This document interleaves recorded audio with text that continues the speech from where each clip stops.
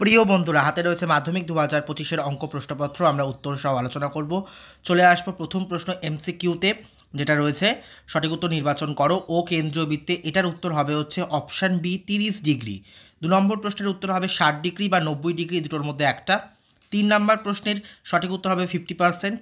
4 নম্বর প্রশ্নের সঠিক উত্তর হবে হচ্ছে 126 বিয়ের দাগ। 5 নম্বর প্রশ্নে বার্ষিক X% সরল সুদের হারে। এই অঙ্কের সঠিক উত্তর হবে হচ্ছে অপশান এ XYZ/1200। আর 6 নম্বর দাগের সঠিক উত্তর হবে হচ্ছে 40। ঠিক আছে, শূন্যস্থান পূরণ করার উত্তরগুলো বলছি আমরা। 1 নম্বর দাগের উত্তর হবে হচ্ছে বহিঃস্পর্শ। 2 নম্বর দাগের উত্তর হবে হচ্ছে হাফ। 3 নম্বর দাগের উত্তর হবে হচ্ছে 1/3 পাই আর কিউব। 4 নম্বর দাগের উত্তর হবে ব্র্যাকেটের মধ্যে P plus Q bracket close X minus P Y divided by Q.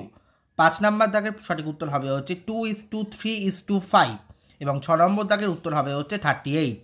শূন্যস্থান সত্য মিথ্যা প্রথমটা হবে হচ্ছে সত্য, বাকি যেগুলো রয়েছে 2 নম্বর দাগ হবে হচ্ছে মিথ্যা। 3 নম্বর দাগ শঙ্কুর আয়তন হবে মিথ্যা।